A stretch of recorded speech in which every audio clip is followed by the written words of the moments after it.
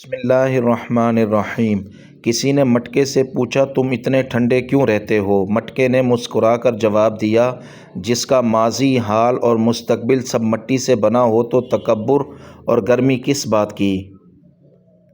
منٹو نے کیا خوب کہا تھا کہ مرد کسی بھی مذہب کا ہو اس کے اندر وحشی پن موجود ہوتا ہے، جس کو جہاں کوئی اکیلی عورت مل جائے اس کو گوشت کا لوتھڑا سمجھ کر اپنی ہوس بجھاتا ہے۔ ساری دنیا آپ کے سامنے محبت کی دعوے دار کھڑی ہو مگر آپ کا دل پگھلتا من پسند شخص کی موجودگی سے ہی ہے، چاہے وہ رخ پھیر کے کھڑا ہو یا دل توڑ کے۔ سخت سردی میں بھی اگر آپ ایک چادر لے کر سو جائیں اور اٹھنے پر آپ کے اوپر چادر کی بجائے رضائی ہو تو سمجھ لیں اس محبت کا نام ماں ہے۔ کسی کو تکلیف میں دے کر خوش نہ ہوا کریں ورنہ اللہ پاک اس پر رحم کر دے گا اور تمہیں اس مصیبت میں مبتلا کر دے گا۔ اپنی بہنوں بیٹیوں کو سکھائیں کہ منگنی ٹوٹ جانے کے بعد موت نہیں ہو جاتی، طلاق کے بعد زندگی ختم نہیں ہوتی۔ کوئی آپ کو ریجیکٹ کر جائے تو اس کا مطلب یہ نہیں کہ آپ بدصورت ہیں۔ سب سے اہم بات یہ ہے کہ اس جہاں کا مالک آپ سے بہت محبت کرتا ہے۔ لازمی سکھائیں تاکہ وہ جیتی رہیں، زندہ لاش نہ بنیں۔ اللہ پاک نے عورت میں ایک خاص گن رکھا ہے، یہ محبت کو بھول جاتی ہے مگر دی گئی عزت کو نہیں۔ اپنی بیوی کو جتنا ہو سکے سب کے سامنے عزت دیں۔ کبھی کسی کو موقع نہ دیں کہ وہ آپ کو برباد کر سکے۔ اگر کوئی آپ کو فون نہیں کرتا تو آرام سے سو جائیں۔ اگر کوئی آپ کو میسج نہیں کرتا تو کسی کا انتظار نہ کریں کیونکہ آپ سب سے اہم ہیں، اور اپنا خیال رکھیں کیونکہ توجہ کا پہلا نمبر آپ کا ہے، بعد میں کسی اور کا۔ امانت صرف چیز یا رقم کی نہیں ہوتی، امانت رازداری کی بھی ہوتی ہے۔ اگر کوئی اپنے جذبات اور احساسات بیان کرے تو اس میں بھی خیانت نہ کرے۔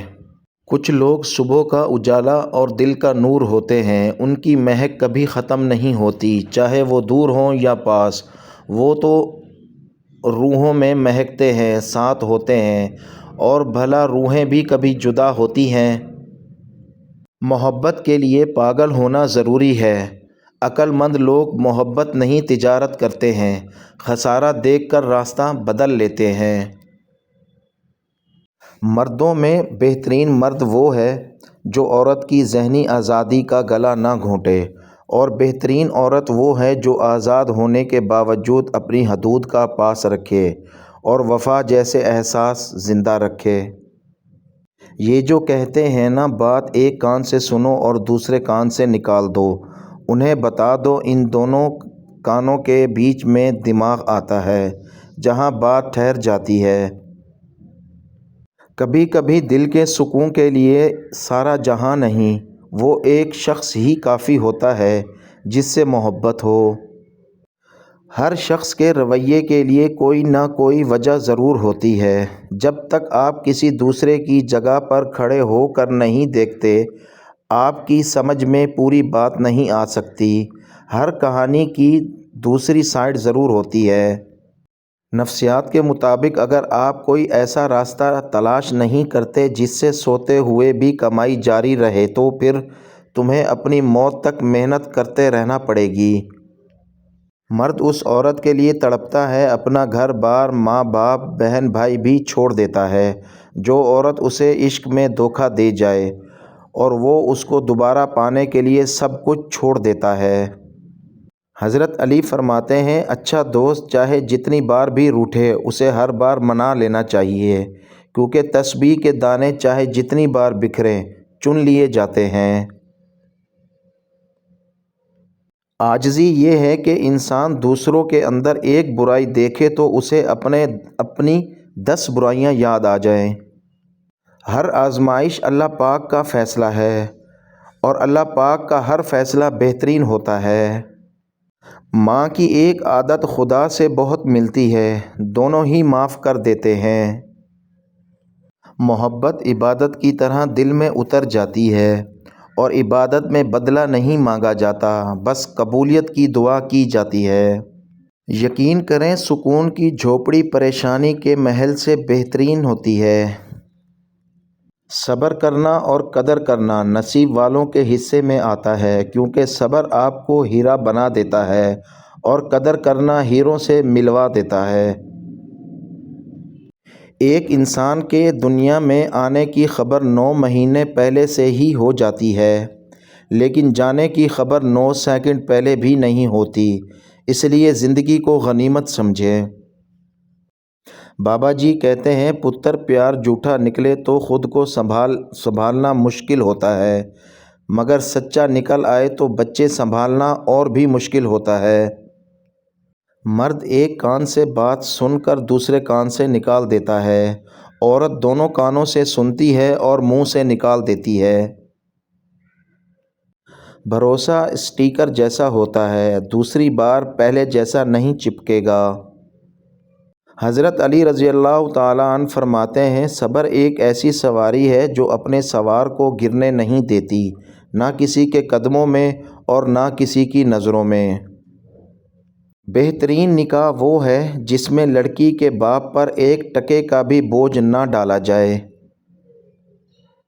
خاموشی نامناسب سوالوں کا بہترین جواب ہے اور مسکراہٹ ہر حالات کا بہترین رد عمل ہے۔